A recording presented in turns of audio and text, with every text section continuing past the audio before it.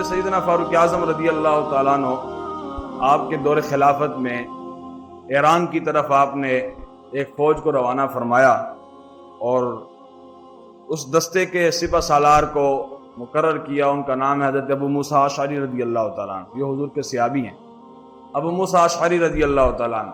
ان کو جناب سپہ سالار مقرر کیا. ایران کی طرف آپ نے روانہ فرمایا کہ ایران کو تم نے فتح کرنا ہے. تو جب وہ وہاں پہنچے تو وہاں ایران کا ایک علاقہ ہے، اس کا نام ہے تستر. اس تستر علاقے کا جو گورنر تھا اس کا نام تھا ہرمزان. وہ ہرمزان بڑا غنڈہ قسم کا انسان تھا. بعد میں وہ مسلمان ہو گئے.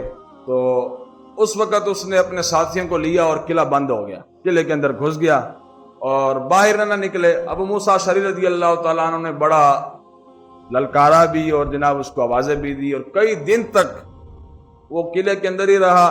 باہر سے مسلمان جو تھے وہ آوازیں بھی دیتے رہے، اس کو بلاتے رہے، دعوت دیتے رہے کہ آؤ جنگ کریں، جہاد کرنا ہے، جو بھی کرنا ہے، بات چیت کرنی ہے کرو ہمارے ساتھ تاکہ جناب معاملہ کلیئر ہو.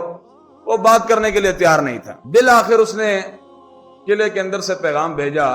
اس نے کہا جناب ہم آپ کے ساتھ بات نہیں کریں گے، ہم آپ کے امیر المؤمنین جنہوں نے آپ کو یہاں بھیجا ہے حضرت سیدنا فاروق اعظم رضی اللہ تعالیٰ عنہ، ان سے ہم نے بات کرنی ہے. تم ایسا کرو ہمیں امان دو اور امان دے کر جناب مکمل سیکورٹی کے ساتھ جناب ہمیں مدینہ المنورہ پہنچا دو ان کی بارگاہ میں. ہم ان کے ساتھ مذاکرات کریں گے، ان کے ساتھ بات چیت کریں گے، جو آپ کے امیر المومنین ہمارے حق میں فیصلہ کریں گے ہمیں وہ قبول. یہ ہرمزان کہنے لگا کیونکہ ان کا گورنر تھا. سیدنا ابو موسیٰ اشعری رضی اللہ تعالیٰ نے فرمایا کہ ٹھیک ہے، اگر تم اسی بات پہ راضی ہو کہ تمہارا فیصلہ میں نہ کروں بلکہ امیر المؤمنین کریں تو ٹھیک ہے آ جاؤ. وہ 12 افراد کا دستہ تیار ہوا اور اپنے قلعے سے باہر نکلا. ان کو مکمل امان دی گئی کیونکہ انہوں نے امان طلب کر لی تھی. اب امان دینا مسلمانوں کا حق بنتا تھا. امان ان کو دی گئی، یعنی ان کو پناہ دی گئی اور مکمل سیکورٹی کے ساتھ جناب ایک مسلمانوں کا سپہ سالار بنا کر اور اس کے ساتھ ٹیم بنا کر مکمل جناب سیکورٹی کے ساتھ جناب اس 12 افراد دستے کو مدینہ المنورہ پہنچایا گیا. اور لکھنے والوں نے لکھا کہ حیرت کی بات یہ تھی کہ جب وہ قلعے سے نکلے تھے تو انہوں نے شاہی لباس پہنے ہوئے تھے اور سونے کے کنگن پہنے ہوئے تھے.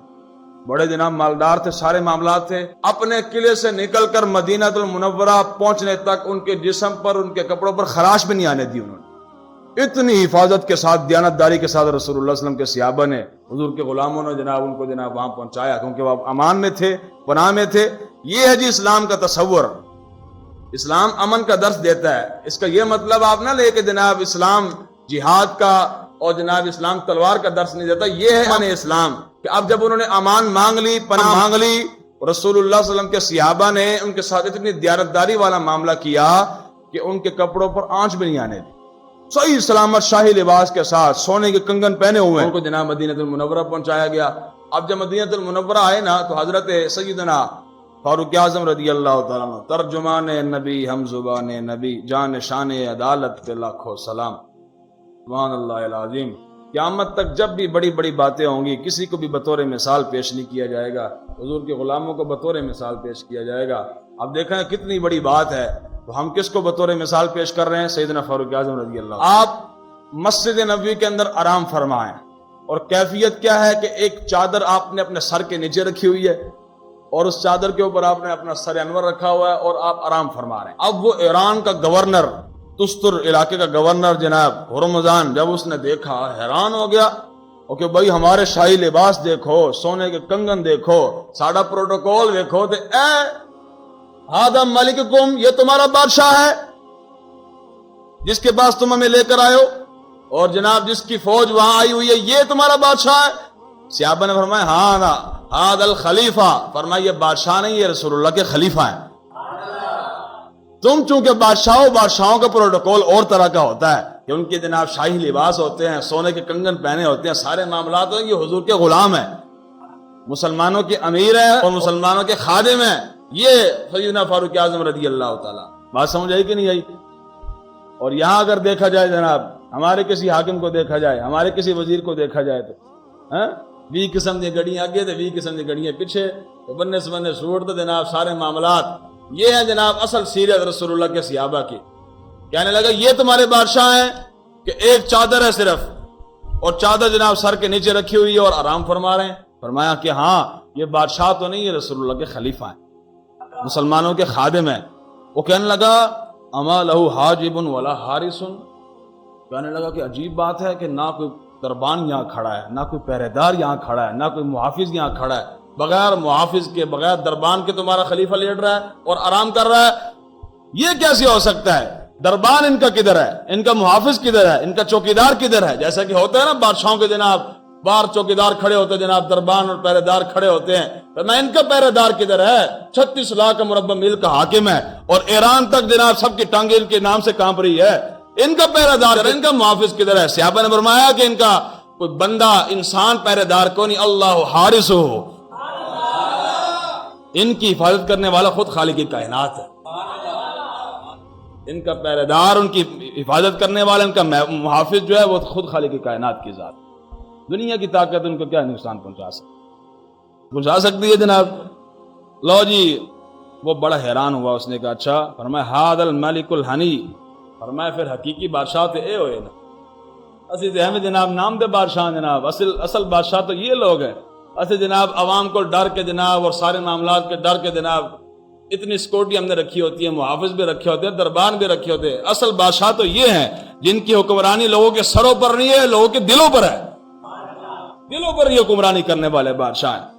سیدنا فاروق اعظم رضی اللہ عنہ چونکہ آرام فرما رہے تھے، یہ گفتگو صحابہ کرام کی اور ہرمزان گورنر کی آپس میں چل رہی ہے. اچانک فاروق اعظم کی جب آنکھ کھلی، آپ نے جب اس کو دیکھا، آپ نے جناب ہاتھ اٹھا کر الحمدللہ الذی اذل ھذا وشیعتہ بالاسلام، یا اللہ تیرا شکر ہے تو نے ان کو ذلیل کر دیا اور اسلام کو عزت عطا فرما دی ہے. انہوں نے سارا نو ذلیل کر کے رکھ دیتے یا اللہ، اور تو نے اسلام کو عزت عطا فرما. اچھا پھر اس کے بعد مذاکرات شروع ہوئے. مذاکرات کے درمیان جناب صحابہ کرام نے ان کو کہا چونکہ تم نے شاہی لباس پہنا ہوا ہے اور ریشم پہنا ہوا ہے، ریشم ہمارے آقا و مولا صلی اللہ علیہ وسلم نے منع کیا ہوا ہے، پہلے شاہی لباس اتارو، سادہ لباس پہن کر آؤ، پھر تمہارے ساتھ مذاکرات کیے جائیں گے. یہ ہے رسول اللہ کے صحابہ. مان اللہ، اسلام کی پاور یہ ہے. اور رمضان کہنے لگا. پھر اس کے بعد سیدنا فاروق اعظم رضی اللہ عنہ، جب مذاکرات ہو گئے، مذاکرات ختم ہونے کے بعد وہ لمبا طویل واقعہ پھر میں آپ کو سناؤں گا.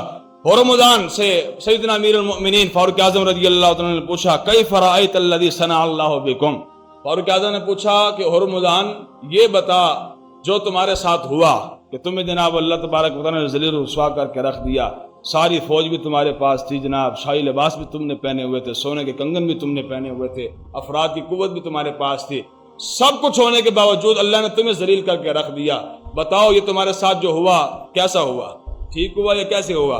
ہرمزان کہنے لگا بات بلا کیا ہے امیر المؤمنین، کنتم انتم علی غیر دین نتعبدکم ونقدیکم ونقتلکم وکنتم اسوأ الامم عندنا حالا واخصها منزلتا فلما کان اللہ معکم لم یکن لأحد باللہ طاقہ.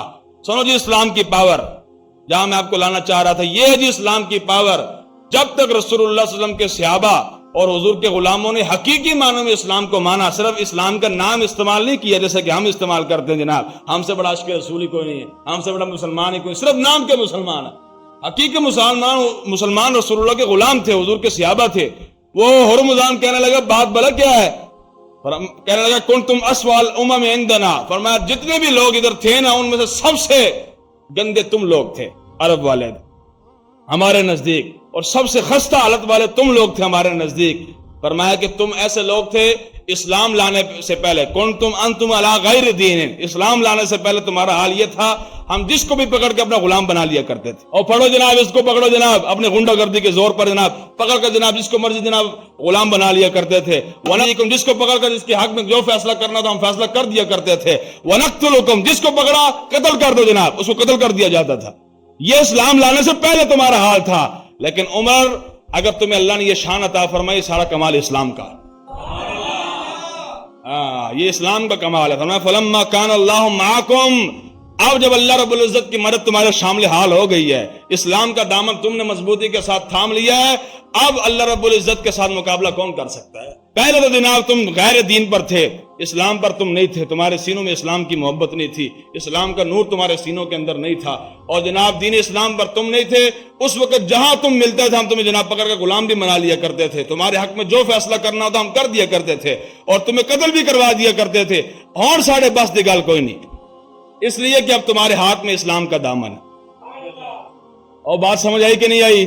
فرمایا قیامت تک جب تک مسلمانوں کے ہاتھ میں حقیقی معنوں میں اسلام کا دامن ہوگا، دنیا کی کوئی طاقت ان کا کچھ بھی نہیں بگاڑ سکتی۔